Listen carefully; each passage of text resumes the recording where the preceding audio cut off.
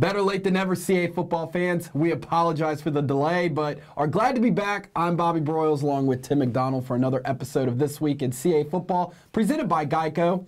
Tim, please apologize to the fans for me. You gotta deal with it. I'm sorry. Better late than never, but never late is better. That's what I say. Short and sweet, huh? Well, we really appreciate that. Let's jump in and start by breaking down the headlines coming out of Week 8, Tim. Well, we picked a good game to go to in Williamsburg, I guess you could say that. I was really impressed with the crowd at William & Mary. Of course, the game comes down really to the last play. A Hail Mary pass is batted down. I don't know who you come more impressed with in this game walking away. William & Mary, I was really, really impressed by them to go back to the drawing board on offense. They totaled over 500 yards of offense. Steve Cluley outpassed John Robertson. Raise your hand if you saw that one coming, because I didn't. 350 yards for Cluley, 3 touchdowns. Still, when Villanova got put in hot water in that game late and needed a drive, they got the job done. Of course, it was Robertson. He finds Kevin Gulius with less than a minute left. Villanova scores a huge, not only a huge win, but a huge win moving forward for Nova. What else did we learn? Stony Brook this week, another win convincingly on defense. They got it done again. Only passed for 81 yards, Bob, but they didn't need to pass. Like I told you, they'd get off the bus and attack the ground game. Stacey Bedell and James Kenner, again, got it done. Again, it doesn't have to be pretty if you're Stony Brook. You just have to get it done, and that's what they do. Towson, nice job by Towson to get back in the win column in this one. They go to Delaware. As everyone knows, not an easy place to win. They're down in that game in the fourth quarter. They tie it late with under 5 minutes to play. Darius Victor, 17-yard touchdown run. Eventually, that's the game winner. Towson gets it done. A huge win for them. A little bit of payback, for them from last year. Still, a lot more exciting things going on. A couple of non-conference matchups this week to look into. We'll get into that in a little bit, and I know you maybe want to add something else here. I would have to say that William & Mary inside the 20 twice against Villanova. In the first half, right? First half, fumbled the ball to Villanova. That was a big momentum swing in that game. And of course, you can't forget about Richmond. We found out devastating news on Monday. Not only is quarterback Michael Strauss done for the season, Stephen Barnett, his favorite receiver, and one of the best receivers in CA football, tore his ACL versus Rhode Island. He's out for the year, too. Injury bug has indeed hit the Spiders. Nicely done, sir. Thank you. Now, as we move on to Week 9, almost every game has some large implications on the line. Once again, let's begin in Williamsburg at 12:30 on Comcast Sportsnet and CA.TV as the Tribe look to stop their 2-game losing skid by playing host to Delaware, which also hopes to bounce back. Possible postseason elimination game for these teams, Tim. Normally, I would say in any other year, yes, it is a postseason implication game, but I'm going to not even bring that word up right now because both these teams at this point just need to get a win. Look at William & Mary, like I said, the offensive output that they did last week, over 500 yards versus Villanova. Did a great job mixing up run and pass. We saw Cluley finally look comfortable for the first time in a long time. And Trey McBride, that was one of the best performances I've seen by a wide receiver in this conference in a long time. Over 200 yards receiving, 11 catches, 2 touchdowns. Delaware should have won that game last week when you just look at the scoreboard and you look at the score. Late in the fourth quarter, they kick a field goal, go up by 7, eventually let it slip a little bit. I think it's a tough game for Delaware just to go to William & Mary. I think William & Mary, yes, it's disappointing. You've suddenly lost 2 straight games, but you have to look at what they did last week on offense and really use that moving forward. I think they will this week. Again, William & Mary, if that offense shows up week to week, that's going to be hard to stop. They could have won that game. Let's not forget, William & Mary punted late in that game. It was a 3-yard punt, ultimately gave Villanova the ball back. If something else happens, it's a different story. Is it possible to say right now William & Mary, even on a 2-game losing skid, seems to be more the hungry team right now after what you saw last week? I would agree with you in that sense.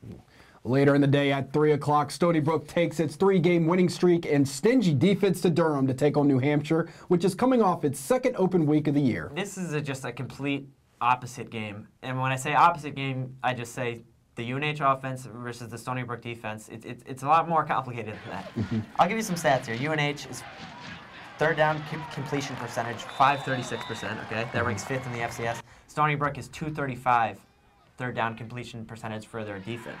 So that first downs in this game are going to be huge. Can UNH have that success? Can Stony Brook stop them? Stony Brook's offense is statistically is the 12th ranked passing offense in CAA football. New Hampshire, we know, scores a lot of points, over 30 points a game. It's just a game of complete opposites. You have to give credit to UNH's D, which we saw them the last time we saw them. They did a great job versus William & Mary, and all their games this season. The snap rolls out to the right, shuffle pass underneath, and into the end zone, touchdown. Second time in a row they've got that. I've seen guys like Jimmy Owens who aren't their starters. They've been getting it done on offense. Of course, you have to give the advantage to UNH just because they're playing in the dungeon. Stony Brook, still, like I said, Bedell has 736 rushing yards. Stacey, he's a running back this year who's been a surprise, and he's been a strong surprise for Stony Brook. It's a game of two clashing clashing offenses and clashing defenses. I'm really interested to see where when push comes to shove, what happens. Can Stony Brook generate offense? I don't know. Can UNH generate enough offense against Stony Brook D? I don't know. Indeed, a very intriguing matchup in Durham on Saturday. We get back on track at 12 noon on the American Sports Network when Maine hits the road to take on Rhode Island. These are two teams right now who just have similar offensive issues. They both need to score, and they both struggle to score. Maine right now is last in CA football in rushing offense. Rhode Island is second to last. Something there you figure has to give a little bit. Maine's at times has just looked good in a couple of quarters, but then in other quarters their offensive consistency has just not been there. They beat Rhode Island last year, let's remember, to win the CAA football title 41-0. I'm sure Rhodey players remember that game. It was at Maine. This year, obviously, Maine's playing at Rhode Island. I'd give a little bit, I don't want to say an edge, but I give a little bit of a remembrance for the Rhodey players to remember that game. Rhodey threw 5 picks last week at Richmond, a really tough offensive performance. Both of these teams right now, it's a great chance to win because both of these teams want to do the same things. They need to score more. I guess at that point you have to say, what else can we do? It's very interesting to see this Maine offense right now. It seems that they start either the first drive of the game or at least in the first quarter. They look like they have it together. Yeah, they score like a 60-yard touchdown. You can go all the way back to the BC game where they went right down the field on the first drive, and then all of a sudden it just comes to a really quick halt. So it's interesting. That will be another great matchup this weekend. At 3, the suddenly new-look Richmond Spiders travel to Elon in a pivotal matchup. These two teams actually have some recent history. They played in the playoffs. I think 2009 was the last time Elon actually came to Richmond. Richmond is going to Elon this year. And when I talk about the Strauss injury and the Barnett injury, you know, it's not just a bad loss for Richmond. Let's think about the larger perspective. They were also really good players in this conference. Yep. Strauss is a first-team all-quarterback guy. Barnett is arguably a first-team wide receiver guy.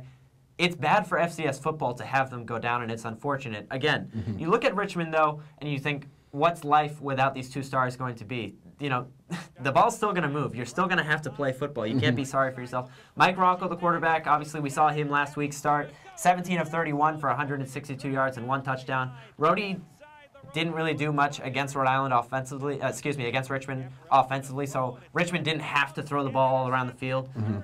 Again, we might not see that consistency with Richmond passing the ball this week again. Elon right now is struggling. We know last week they only generated 3 points at home, and it was a great crowd at homecoming at Elon. Still, it's tough for this offense to get going. Mike Quinn has struggled in recent weeks. Still, you like to think that because of those injuries, Elon has a slight advantage.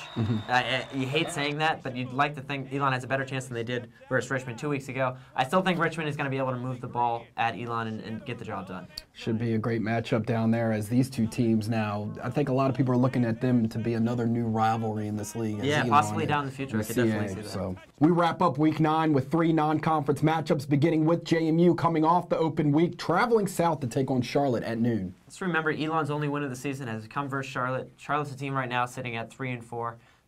They've lost 3 straight games, and all of those games have been lost by 9 total points. So obviously they've lost some close games here. Last week they lost a 2 overtime game to the Citadel. Another opportunity for James Madison. You know, they're sitting entering this game off a bye week. They've had some time to just relax right now and gather themselves. James Madison's offense right now everything is dictated through the ground. They lead the conference at 246 yards per game. 7 players with 10 catches or more this season. I think that's been a surprise. And of course, Madley is their leading rusher, which is good and bad. You know, we know how dangerous he is, and we always talk about him. But still, this James Madison team, if you can go on, Charlotte has a great environment. If you can go on the road and get a win, all of a sudden, James Madison, I think, is a team to start talking about. They keep creeping and they keep winning. If JMU can get on a roll and not look ahead, let's remember, if they play William & Mary next week in a game, all of a sudden that could turn into a really big game in this conference. I think JMU is going to get the job done on the road just because they know the bigger task at hand. We'll see, though.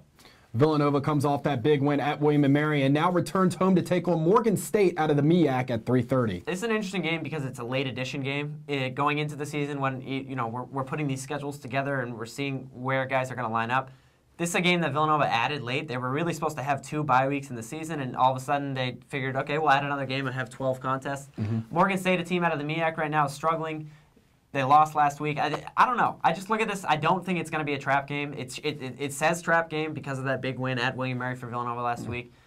John Robertson, he's the all-time leader now in CAA football for Offensive Player of the Week awards. I know he probably doesn't care about that at all, but you have to like the performance that he had, over 350 yards of offense last week, 2 touchdowns. running, 2 touchdowns passing. Villanova, I think, is just on a mission right now, and they proved it last week when they got put in hot water. I see no difference this week. Yeah, I don't think they're going to overlook this game at all. Listening Oh, to Coach you can't Talley's. forget, too. I mean, shame on us for yes, Don go ahead. Cherry, the linebacker, had 16 tackles last week and a forced fumble. He's been the heart and soul of that Villanova defense, and he gets rewarded last week. The Buck Buchanan Award watch list, he's on it now, deservedly so. I mean, we just keep talking about this kid all week long. 16 tackles was a career high at William & Mary. I don't care if you're a linebacker, a kicker, or anything. If you get 16 tackles in a game, you're doing something right. And back to the Morgan State game, listening to Coach Talley in his teleconference, you would think they're playing Alabama this weekend. So I don't think they're going to be looking. He'll have his guys ready for this game. And also at 3:30 on Time Warner Cable Sports Channel, UAlbany hosts Colgate. And these are 2 schools right now entering this game. 2 New York schools, let's remember. Colgate's a New York school, obviously.